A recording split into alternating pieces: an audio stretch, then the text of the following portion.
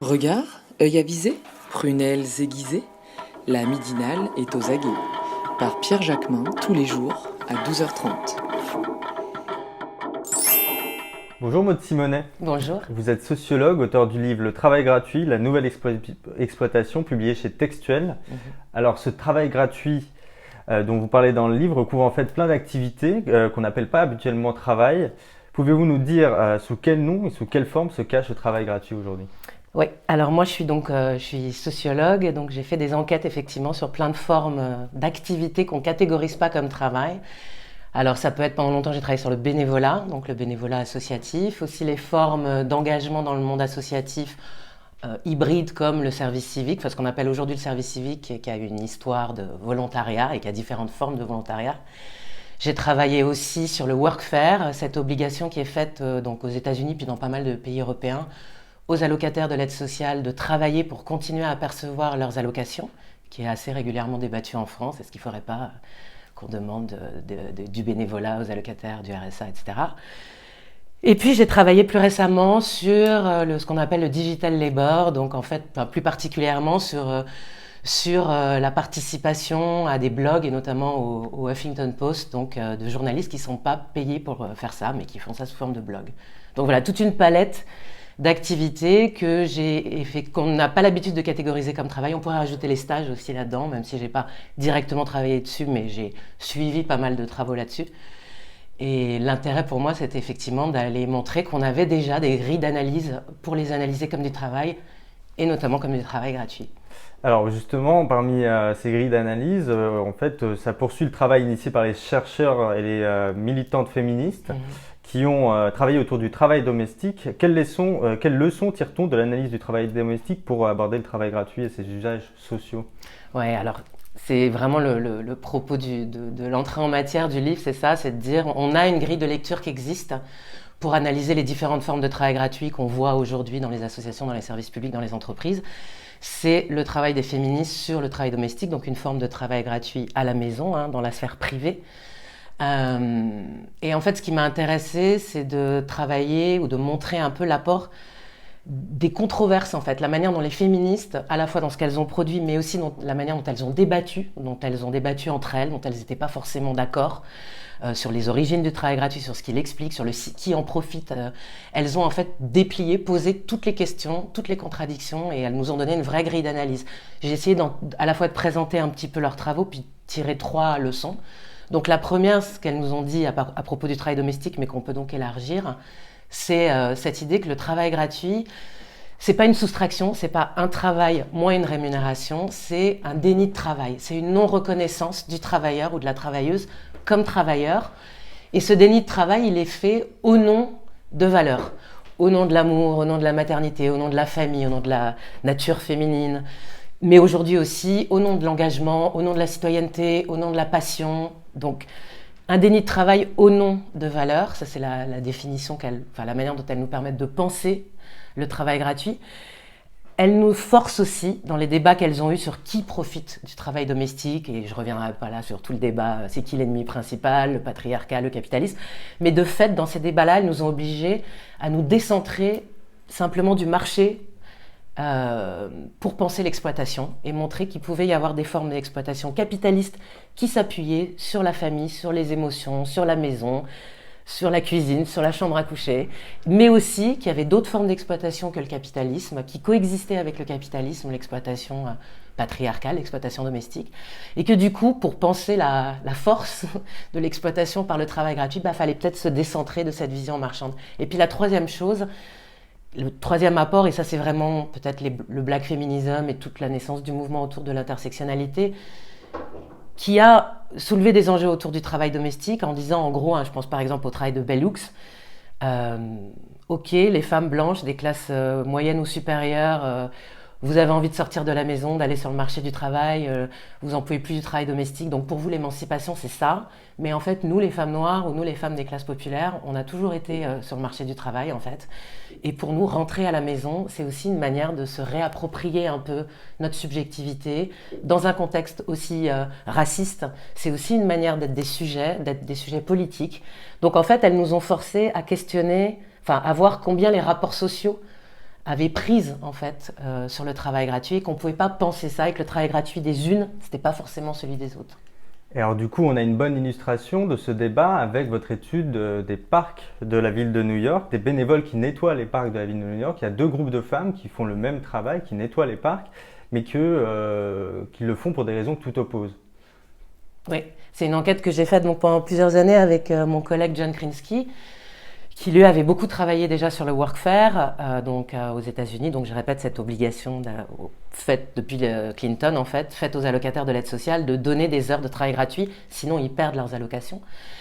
Et en fait, on a fait un gros terrain pendant plusieurs années d'enquête sur la ville de New York en montrant comment petit à petit, l'enquête s'appelait Who Cleans the Park, donc qui nettoie le parc, comment petit à petit les fonctionnaires municipaux, le nombre de fonctionnaires municipaux diminuait et qu'on voyait apparaître à côté plusieurs types de travailleurs qui nettoyaient les parcs et notamment des bénévoles par milliers, de plein de types différents, et puis des allocataires de l'aide sociale, donc au workfare, qu'on envoyait pour continuer à toucher leurs allocations, à nettoyer les parcs.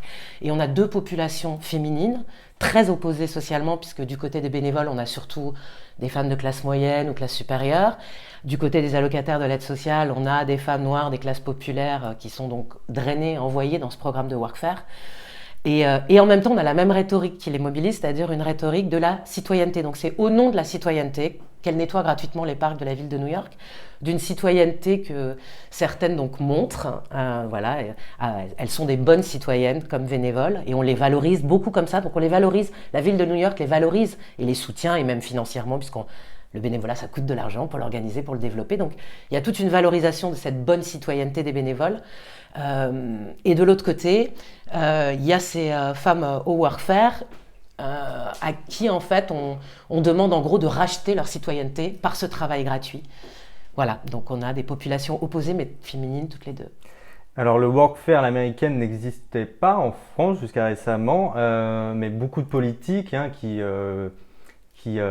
parlent d'assistanat, de mauvais pauvres en quelque sorte, souhaitent conditionner le RSA à des travaux de bénévolat. Où est-ce qu'on en est aujourd'hui en France? Oui, effectivement, donc théoriquement on n'a pas de workfare, voilà, tel qu'on l'entend aux États-Unis, même si on pourrait revenir là-dessus, il y a plein de formes de workfare différentes aux États-Unis, donc c'est aussi facile de dessiner un seul modèle.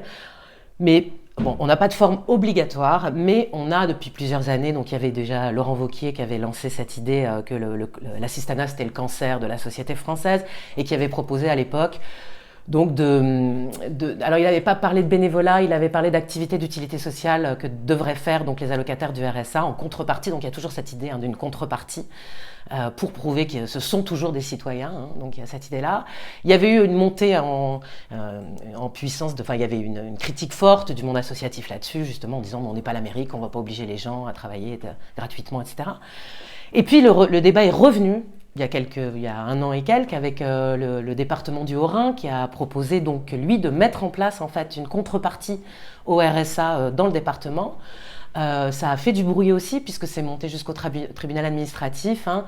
Et le tribunal administratif avait tranché l'année dernière en disant mais en fait on ne peut pas obliger les gens à faire du bénévolat, et puis surtout le RSA est une politique nationale, donc on ne peut pas rajouter des critères comme ça au niveau du département. Et en fait, cette décision a été cassée récemment par le Conseil d'État au printemps ou au début de l'été dernier, qui a donc autorisé finalement la procédure du Haut-Rhin. Même si le Haut-Rhin, et c'est ça qui me semble important quand on réfléchit à ces questions sur la France, même si le Haut-Rhin, en fait, avait répondu quand on avait rendu l'obligation impossible, il avait dit c'est pas grave, on va pas le rendre obligatoire, on va inciter les gens fortement à le faire.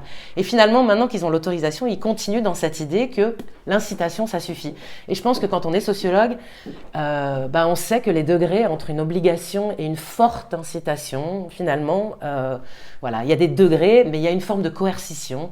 Quand on est dans un petit village, donc moi j'ai montré que j'avais fait plusieurs enquêtes dans des petits villages en France où j'avais commencé des enquêtes dans des départements où effectivement on incite déjà les allocataires du RSA. Il y a des programmes de bénévolat qui sont mis en place par les départements, par les mairies. Alors personne n'oblige, mais on incite.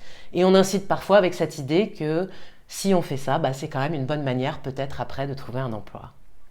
Alors, il y a pas mal de cas où la contrainte exercée sur le bénévole est moins évidente. Il y a les blogueurs du Huffington Post qui finalement travaille gratuitement par plaisir, par vocation. Est-ce qu'on est plus exposé à l'appropriation de son travail dès lors qu'on travaille par vocation ? Est-ce qu'on est plus exposé à l'appropriation de son travail ? Je ne sais pas. Le mécanisme, effectivement, est un peu différent. Mais il y a évidemment dans les formes plus coercitives une appropriation aussi. Je veux dire, quand je reprends l'exemple, par exemple, des parcs de New York ou l'exemple des allocataires du RSA ici qui travaillent pour une municipalité, il y a clairement une appropriation du travail par la municipalité avec des enjeux qui ne sont pas des enjeux de profit, mais qui sont des enjeux de substitution d'une main-d'œuvre publique.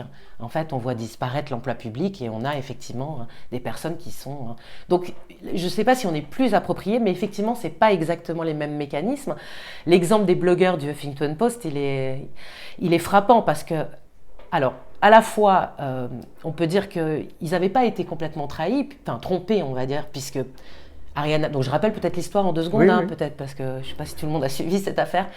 Donc, en 2011, Arianna Huffington vend le Huffington Post à AOL pour 315 millions de dollars. Et là, il y a une attaque, d'abord un boycott, une grève, puis une attaque en non collectif, une class action qui est menée par des blogueurs du Huffington Post en disant cette valeur économique du journal, ces 315 millions de dollars, c'est en grande partie nous qui l'avons produite, puisqu'il y avait une centaine de journalistes et des milliers de blogueurs à l'époque non rémunérés. Et ils disent, si ça a été vendu à ce prix-là, on demande à récupérer une partie de ce profit-là. Donc ils ont perdu, mais ils ont perdu le procès, mais ça a fait beaucoup de bruit, ça a donné lieu à beaucoup de publications, beaucoup de réflexions. Donc il y a eu cette espèce de surprise effectivement de voir leur activité transformée comme ça. Donc là il y a un moment clé où on voit le profit, on voit comment ce travail gratuit qu'on a fait au nom de sa passion. Mais pas que, c'est-à-dire c'est aussi ce que les sociologues américains appellent du hope labor, c'est-à-dire je travaille gratuitement aujourd'hui dans le Huffington Post parce que pour ma carrière c'est une bonne chose et demain j'espère rentabiliser ça. Donc il y a toute cette idée dans les industries créatives, dans le journalisme, dans les médias, dans la mode, d'un travail gratuit aujourd'hui au nom de l'emploi futur qu'on devrait pouvoir gagner demain. Voilà, je sais.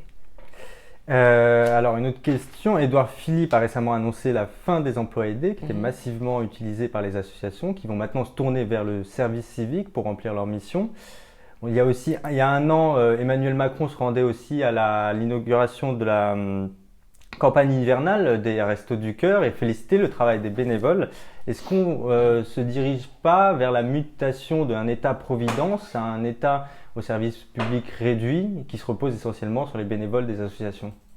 Oui, je pense que ça, c'est une grande question qu'on essaye, moi et d'autres collègues, de soulever depuis longtemps, cette idée qu'il y a effectivement des formes de substitution, que l'État ne disparaît pas. Donc, c'est pas souvent, on entend cette idée d'un retrait de l'État. Moi, je ne crois pas du tout à un retrait de l'État. Je pense qu'au contraire, c'est un État fort. C'est un État présent, c'est un État néolibéral qui a d'autres formes finalement d'investissement, d'engagement. Mais par contre, je pense qu'il y a un retrait de la fonction publique ou d'un certain travailleur du service public. Ça, c'est assez flagrant. Et c'est ce qu'on a montré dans cette enquête sur les parcs avec John Krinsky. Alors quand on la présente, souvent on nous dit « oui, mais ça c'est l'Amérique ». Mais en fait, je pense que ce qu'on a montré sur les parcs, ça a des traductions aussi en France. Par exemple, avec la réforme des rythmes scolaires sur laquelle j'ai travaillé avec mon collègue Francis Lebon, où on a montré tout simplement comment la réforme des rythmes scolaires produisait une démultiplication de statuts de travailleurs dans les écoles aujourd'hui. C'est-à-dire vous ouvrez une porte d'une école de la mairie de Paris, par exemple, aujourd'hui, à l'heure des rythmes scolaires, vous avez un enseignant qui sera payé par la municipalité qui fait l'activité, un éducateur associatif, municipal, vacataire, titulaire, ils sont tous payés différemment, ou un parent d'élève bénévole, ou un bénévole associatif, ou un service civique, peut-être demain un allocataire de l'aide sociale à qui on a dit bah voilà. Donc ces enjeux-là, ils sont aujourd'hui présents dans nos services publics. Alors l'histoire des contrats aidés, la suppression des contrats aidés, ça a été peut-être, je dirais, un moment d'explicitation de ces enjeux ou de visibilisation, c'est-à-dire tout le monde s'est dit oh là là, il n'y a plus de contrats aidés. Je crois que le MEDEF avait dit à ce moment-là, bah, c'est pas grave, il y a les services civiques. Donc tout d'un coup, tout le monde s'est dit substitution. En même temps, moi, je pense que l'enjeu de la substitution existait bien avant et qu'à la limite, dans ces moments-là, on se pose la substitution de manière assez simple qui est un statut contre un autre, c'est-à-dire on pense que un service civique va faire le boulot d'un emploi aidé. Ça peut arriver, mais ça, normalement, juridiquement, ça ne tient pas complètement la route. Ça peut arriver, Mais je pense qu'en fait, la substitution, c'est pas que ça. C'est pas que l'enjeu de la substitution totale, c'est-à-dire d'un statut contre un autre. Le gros enjeu, c'est ce que j'appellerais, là, ou d'autres auraient appelé la substitution partielle. C'est comment des tâches qui étaient faites par des gens rémunérés avec des droits sociaux, des droits salariaux, des droits syndicaux, une protection sociale, passent vers des travailleurs gratuits. Et ça, c'est omniprésent dans les services publics aujourd'hui. Une dernière question. Vous terminez votre livre en évoquant le travail de Bernard Friot. Comment ces propositions peuvent-elles nous aider à combattre le fléau du travail gratuit ? Ouais, alors j'essaye à la fin du livre d'ouvrir un peu sur, maintenant que j'ai dit tout ça, tout ce travail gratuit qui fait fonctionner nos services publics, nos associations, tout ça, que j'ai montré comment il y avait plein de valeurs dedans. Donc c'est difficile de s'y attaquer au travail gratuit parce que voilà, je parle d'une guerre des valeurs en fait. Il y a finalement, on le fait au nom de valeurs et en même temps c'est au nom de ces valeurs qu'il n'est pas valorisé monétairement. Et en même temps, on ne peut pas lâcher complètement ces valeurs-là. C'est ce qui fait aussi qu'on est ce qu'on est. Donc voilà, c'est un enjeu très compliqué. Et je pense que j'essaye de réfléchir à Alors, je pars au début des conflits qu'il y a pu avoir. Et j'essaye de montrer comment, quand des travailleurs ont voulu faire reconnaître leur travail gratuit et se mobiliser, souvent ils vont employer les outils, les répertoires du salariat. Je pense à la grève des femmes, je pense à la grève des bénévoles des Restos du Cœur, les plein de grèves qu'il y a eu de blogueurs ou de modérateurs sur Internet. Il y a eu des formes de syndicalisation, la syndicalisation des volontaires. Donc ils vont chercher ce répertoire. Et en même temps, quand on fait reconnaître simplement de manière comme un emploi finalement ou comme un salariat au sens classique du terme, son travail gratuit, du coup on sort de cette dimension aussi peut-être de valeur. Donc c'est pas forcément... Il y a l'enjeu du revenu universel qui souvent se présente comme une forme de réponse en fait à ces formes de travail gratuit. J'en suis pas complètement convaincue, mais j'essaie d'expliquer un peu pourquoi. Voilà. Je crois qu'aujourd'hui, oui, Bernard Friot, pour plusieurs raisons, parce que je pense qu'il pose cette question de manière collective à travers la question de la socialisation. Donc c'est pas un enjeu individuel où finalement chacun va se débrouiller avec les valeurs qu'il met dans son travail et dans son travail gratuit. Ça devient un enjeu collectif et je pense que c'est important parce que ce que j'essaye de montrer dans le livre, c'est que finalement, c'est pas le travail gratuit qui pose problème, c'est son appropriation. Son appropriation par les entreprises, mais aussi son appropriation par un État néolibéral aujourd'hui, qui peut utiliser d'ailleurs les associations pour ça en partie. Donc c'est cette question de l'appropriation. Et pour sortir de cette appropriation, du coup, il faut se réapproprier notre travail, la valeur de notre travail. Et je trouve que effectivement Bernard, que je connais bien et avec qui je discute depuis longtemps, c'est quelqu'un qui aujourd'hui pose cette question, pas simplement de la répartition de la valeur, mais la question de la définition de la valeur du travail. Et voilà. Et je pense que ça, reposer cette question de la définition de la valeur du travail, c'est la meilleure manière de se la réapproprier collectivement aujourd'hui. Et pour moi, ça engage aussi l'idée d'un renversement un peu de l'universel. Peut-être je peux terminer là-dessus. On a beaucoup critiqué la sociologie du travail ou les penseurs sur le travail pour être un peu trop androcentrés, c'est-à-dire penser le travail à travers le travailleur masculin. C'est vrai qu'aujourd'hui, on prend en compte qu'il y a des femmes, une grande partie des travailleuses, qu'il y a du travail des femmes, qu'il y a du travail féminin. Mais moi, je pense je crois qu'il faut aller encore plus loin que ça. Et je pense que pour bien comprendre et du coup lutter contre les formes d'exploitation complexes face auxquelles on est aujourd'hui, il faut presque penser une abstraction du travail au féminin. C'est-à-dire, peut-être mes collègues marxistes ne vont pas adorer, mais un travail abstrait féminin. Donc effectivement renverser l'universel et penser les travailleurs comme des travailleuses, mais vraiment au niveau presque théorique, au niveau des concepts qu'on utilise pour regarder le travail, l'exploitation et la valeur aujourd'hui. Merci. Merci.